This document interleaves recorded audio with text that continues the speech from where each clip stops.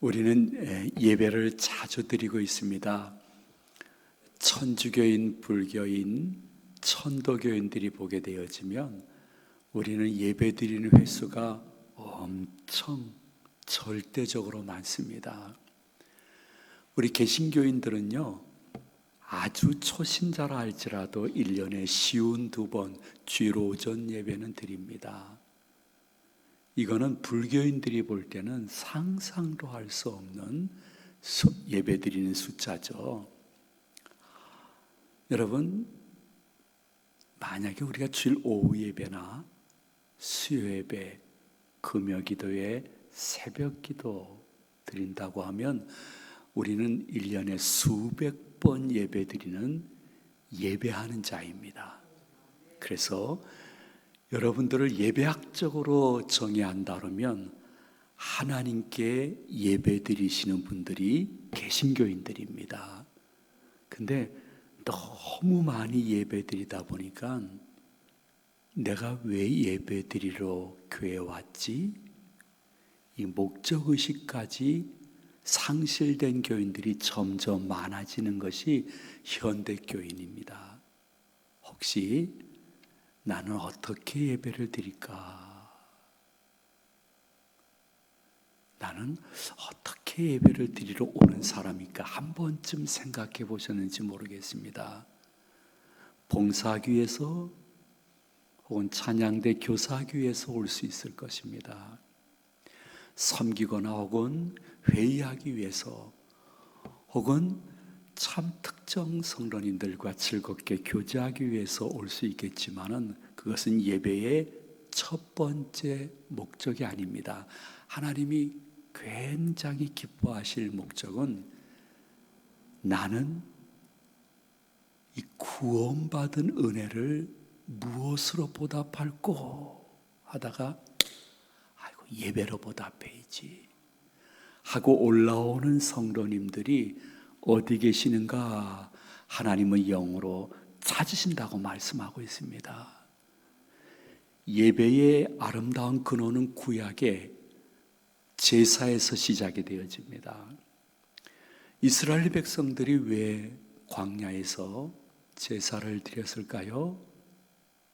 저 지긋지긋한 애굽의 권세에서 구원해 주신 여호와의 은혜를 무엇으로 보답할꼬 하다가 제물을 중심으로 아버지 하나님께 제사를 드렸던 것이 예배의 근원인 것입니다. 그러므로 여러분들이 이렇게 동선교회 들어올 때 차를 타고 들어오든지 걸어서 올라오든지 조금 멀리서 교회 십자가가 보이면 예배드리러 오면서 아버지 하나님께 마음으로 이렇게 기도하면 하나님이 너무 좋아하십니다. 아버지 하나님, 서울 시민 다 교회 가더라도 나는 안 갈 정도로 교회와 예수님을 싫어하던 사람인데 예수님의 보혈의 은혜를 믿어지게 되고 그것이 너무 감사해서 여러 가지를 희생하면서 지금 예배 드리러 오는 거 보시죠? 저는 구원받은 감사 감격을 예배로 표현하겠사오니 예배 중 오셔서 만나주시고 홀로 영광 받아 주시옵소서. 이렇게 기도하시는 분들, 본당 들어와서 첫 번째 기도가 그러한 기도가 되는 분들이 점점 많아지게 되어지면 여러분들 코로나 이후에도 하나님의 은혜를 체험할 수 있는 성도들이 많아지는 교회로 변화되어지는 축복이 있을 줄로 믿으시기를 바랍니다. 근데 요새 여러분의 담임 목사님이나 저나 3일 동안 혹은 일주일 동안 세상에서 너무 힘들게 살다가 교회 오시는 분들을 할 수 있거든 위로하고 격려하고 칭찬하고 싶어서 당신들은 죄인입니다. 여러분들은 이러한 죄를 짓고 있습니다. 이러한 말씀을 많이 드리지 못합니다. 그래서 우리들의 마음속에 죄의식이 점점 사라지니까 구원의 감사 감격도 점점 사라지고 있는 것입니다. 근데 우리는 죄의 싹슨 사망이라고 말씀하셨듯이 죄로 인해서 죽어 지옥과 마땅한 사람들이었습니다. 이제 우리 교회 부목사님 한 분이 오셔가지고 영상실에서 저의 일대기를 5분 축약한 영상을 보여줄 것입니다. 거의 도착한 것으로 알고 있는데, 저의 70여 평생의 일대기가 5분 안에 착착착착 순간 영상으로 다 나오는데, 제가 말했던 말도 영상으로 나옵니다. 지금처럼 설교하면서 점잖게 하는 말도 영상으로 나오지만은 아무도 없을 때 저의 분노를 참지 못하고 내뱉었던 말도 영상으로 나옵니다. 심지어는요, 제가 행동했던 모든 행동도 짧게 5분 내에 영상으로 나올 것입니다. 지금처럼 이렇게 예배드리는 모습도 나오지만은 저희 아내, 저희 자식, 저희 부모님, 제가 알고 있는 교인들, 친구들이 한 명도 없었던 그때 그 순간 했던 너무 부끄러운 모습도 영상으로 나올 것입니다. 기대하시라. 개봉 박두입니다. 그런데 이 영상 기술이 현대는 얼마나 발달됐는고 하니, 제가 70여 평생 동안 마음으로 생각했다가 주여 하고 눌러 지금은 머릿속에 기억에 없는 생각도 영상으로 나옵니다. 그 정도로 요새 발달되어 있습니다. 지금 이제 그 영상을 틀어줄 건데요, 제가 여러분에게 영상을 보여주기 전에 한번 질문을 올리도록 하겠습니다. 여러분, 저의 70여 평생의 말, 행동, 마음으로 생각했던 모든 것들이 여러분들이 다 볼 수 있도록 영상으로 나올 때 그 영상이 흠모할 만한 영상일까요? 너무 부끄럽고 추하고 이중되고 음란한 장면이 더 많을까요? 전자일까요? 후자일까요? 새벽이라 대답하시는 분이 한 분도 없으시구만요. 여러분 마음속에 이미 다 대답을 했을 것입니다. 목사님, 아무리 그래도 목사님 전자 아니고 후자일 겁니다. 이렇게 말씀하실 것입니다. 저도 동의합니다. 만약에 5분짜리 영상이 그렇게 상영이 되어지면 틀림없이 오늘 아침에 임시당회가 열릴 것입니다. 그리고 저렇게 추하고 더럽고 이중되고 거짓되고 음란한 생각과 말과 행동을 많이 하신 분을 어떻게 우리가 강사로 더 이상 말씀을 들을 수 있느냐? 이번 말씀 축제 오늘 새벽으로 끝냅시다 하고 틀림없이 임시당회가 열릴 것입니다. 근데 제가 여러분에게 한 번 더 여쭤보도록 하겠습니다. 그런 영상이 우리 부목사님을 통해서 존재할 수 있을까요? 없을까요? 역시 대답을 안 하실 줄 알았습니다.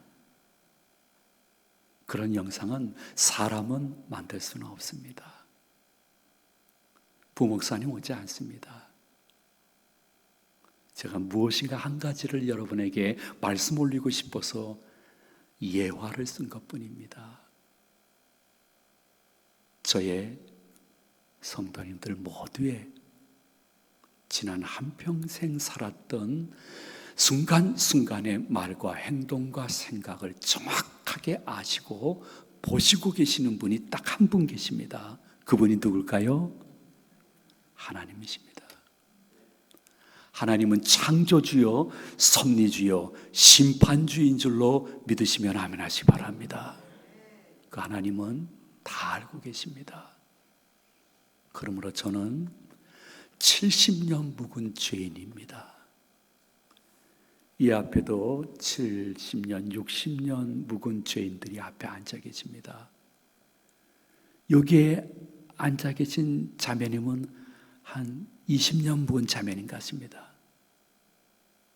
저 뒤에도 하나님 존전에서 3, 40년 묵은 죄인들인데 우리들의 일평생의 죄를 우리가 얼마나 고행하고 선행하고 절제해야 온전히 죄를 용서받을 수 있는 기준이 과연 어딜까요?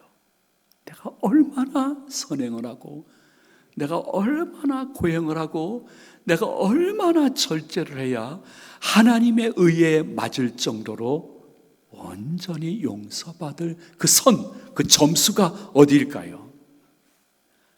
누구도 얘기할 수 없습니다.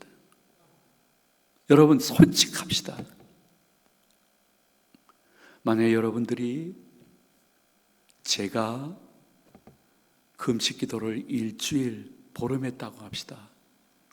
기운이 다 빠져서 기도원에서 내려올 때에 쉼없이 차 안에서 차창가를 바라보면 일주일 보름 금식했기 때문에 굉장히 내가 새로워졌다고 생각하고 성결스럽다고 생각하지만은 아닙니다.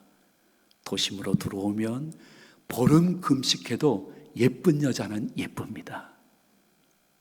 늠름한 남자는 늠름합니다.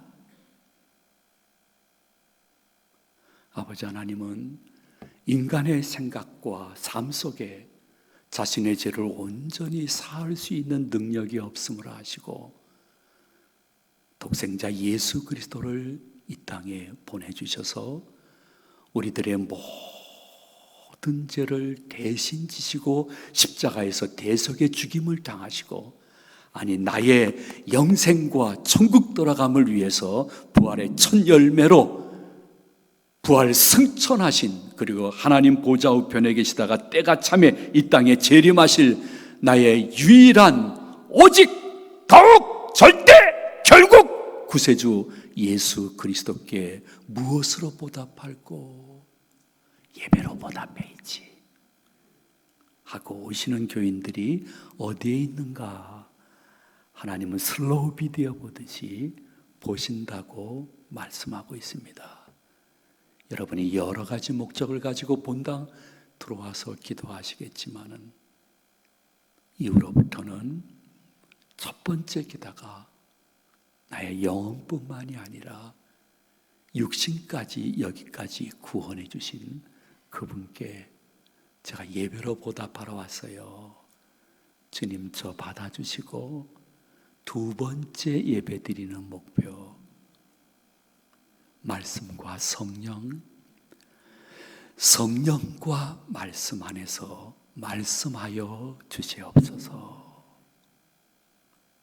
예수님이 여러분 한 분 한 분의 예배자의 모습을 증거해 주실 때에 영과 진리로 예배할지니라 이렇게 말씀했습니다.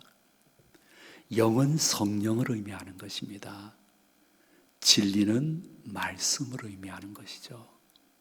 그래서 예배 중에 아무것도 안 보이는 것 같지만은 성령님이 말씀을 통하여 여러분들에게 세미한 음성을 들려주고 있는 것입니다.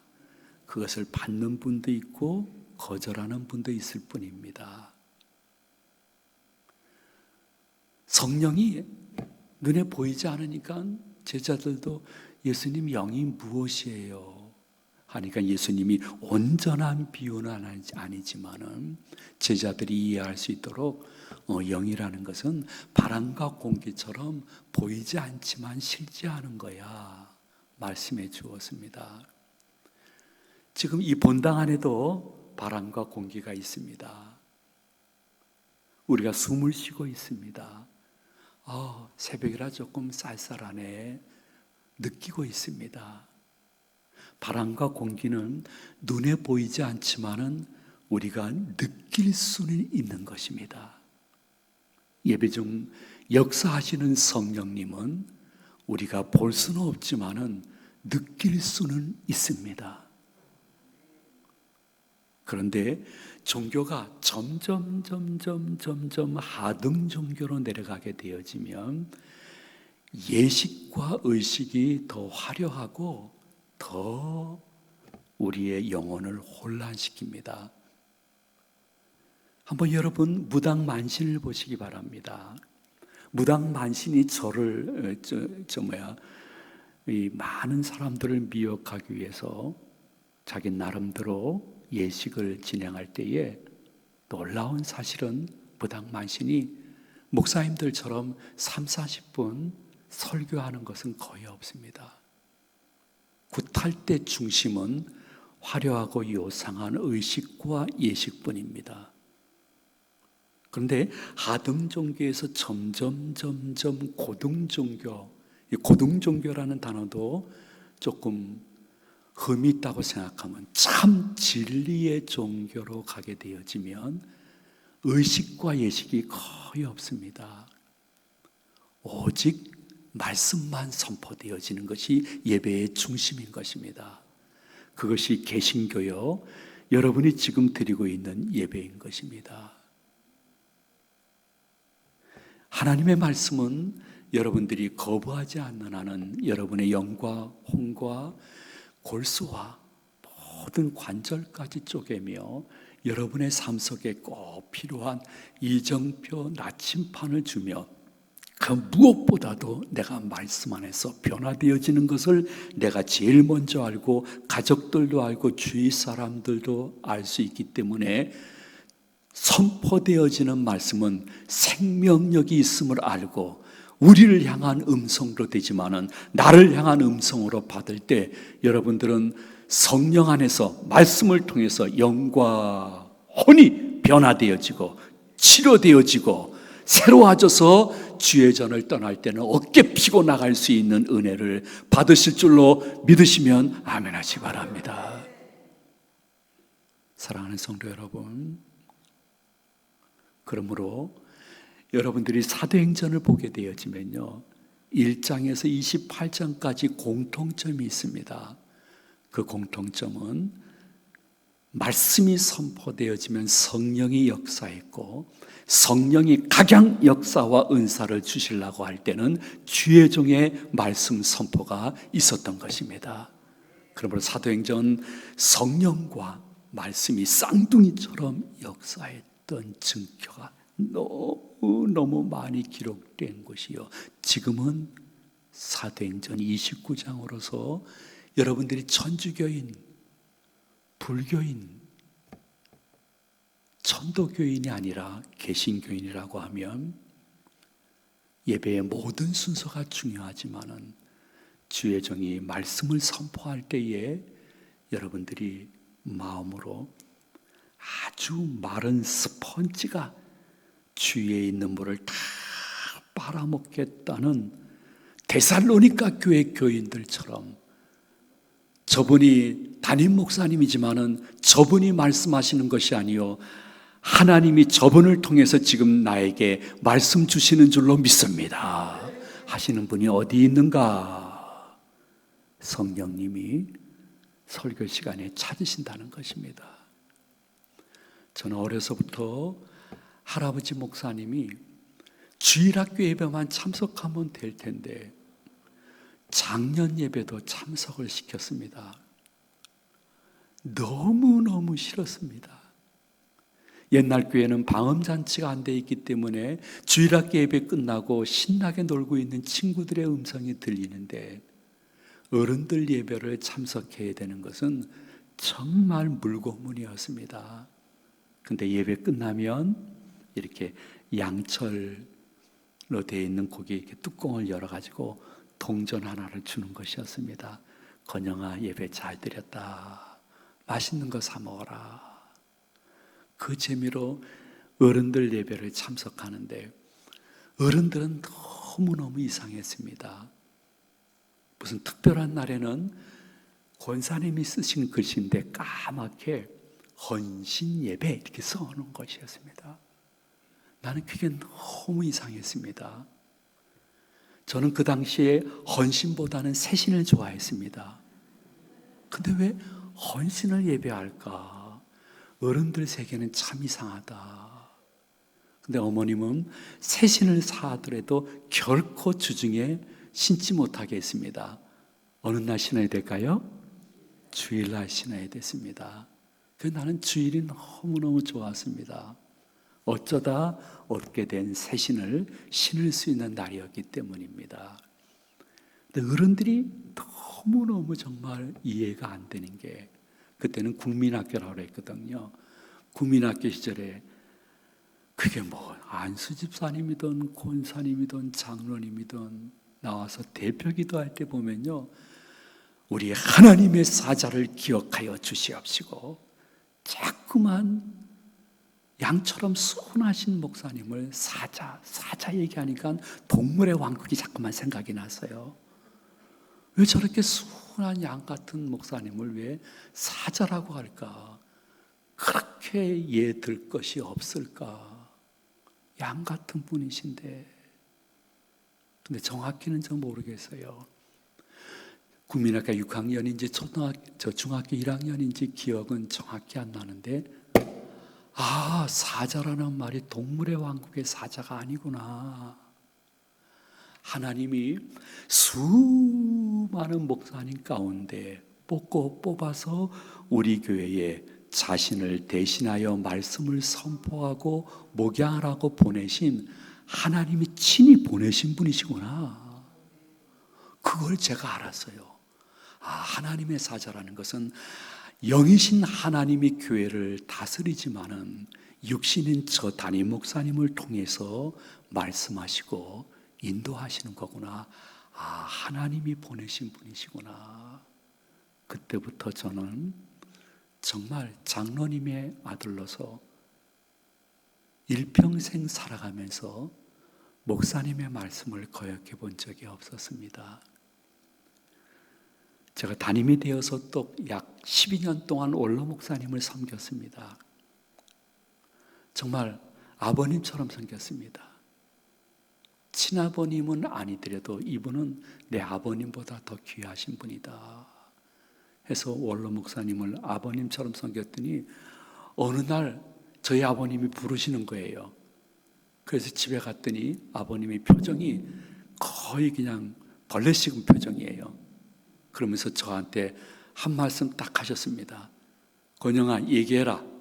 예, 얘기하시죠. 말씀하시죠. 그러니까 너는 아버지가 나냐 원로 목사냐 그러시는 거예요. 너무 섭섭했던 모양이에요.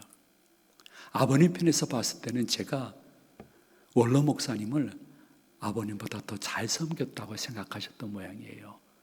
그래서 정확하게 얘기해라. 내가 네 아버지냐 원로 목사가 네 아버지냐? 아이고, 아버님이 제 아버지죠. 그러면서 아버님도 더 잘 섬기려고 노력했지만 어느 날 저희 교단에서 전국에 많은 목사 장로들이 모여가지고 목사 장로 기도회를 하는데, 개회 때 총회장님이 설교하신 후에 전국에 12,500여 교회 가운데 은퇴하신 목사님을 제일 잘 섬긴 한 분을 선정해서 우리가 시상을 합시다. 총회 임원들이 결정을 했다는 거예요. 근데 저한테 연락이 왔어요.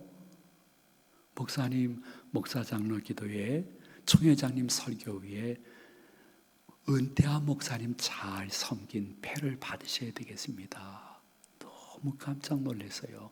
전 그 정도는 아니었다고 생각했는데, 저는 그 패를 받고요, 제 응접실에 별의별 패가 많았는데 그거 다 치워버렸어요. 서재실로 다 옮겨놨어요. 그리고 제가 은퇴하는 그날까지 딱 하나 여러분들을 영접해서 맞이해서 대화하는 그 응접실에는 패가 딱 하나뿐이었어요. 그게 뭐냐 하면 원로 목사님 잘 섬긴 패. 나 그거 하나만 은퇴할 때까지 놔두고 은퇴할 때 그거 들고 나왔어요. 저한테는 그게 최고의 영광이었어요. 왜냐하면 원로 목사님은 사람이지만 동시에 저의 어려서부터 쭉 지금까지 성장 과정에 저분을 통해서 내가 하나님의 말씀을 받고, 저분이 하나님이 수많은 목사님 가운데 뽑고 뽑아서 우리 교회에 보내준 하나님의 사자인데, 저는 여러분이 알지 못하는 단점과 약점이 참 많습니다.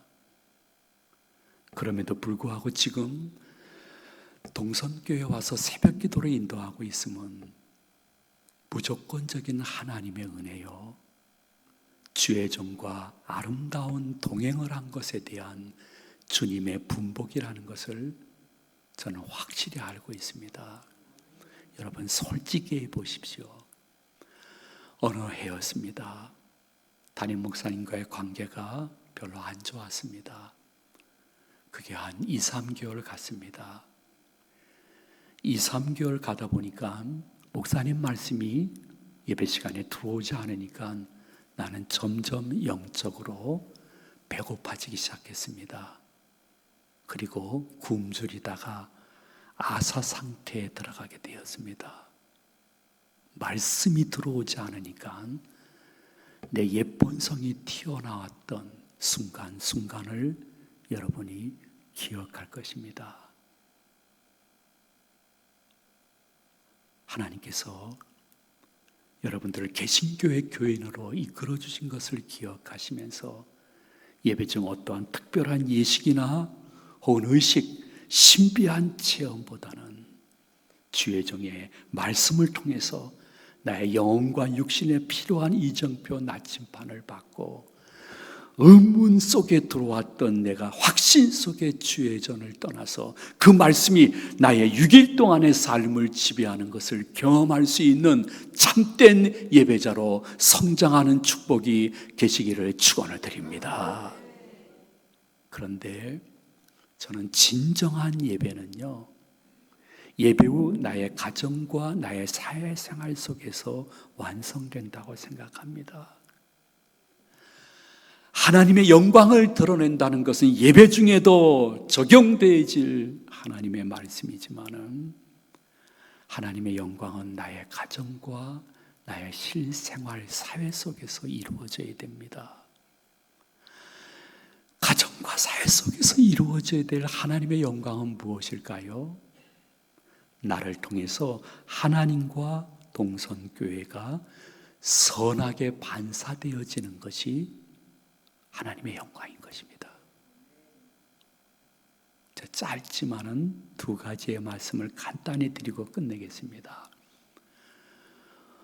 우리에게 어떠한 분이 열심히 전도해서 드디어 그분이 교회에 나와서 등록하는 주일이 되었습니다.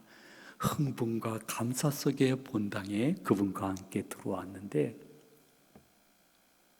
그 들어온 새 신자가 누구 한 명을 보더니 얼음이 되었답니다. 그 자리에 가만히 서 있더니 휙 뒤돌아서 나갔대요. 인도자가 뛰어나가서 물어봤대요. 왜 이러시냐고. 예배당 본당까지 들어와서 왜 이러시냐고. 이렇게 한 말씀하고 가셨다고 합니다.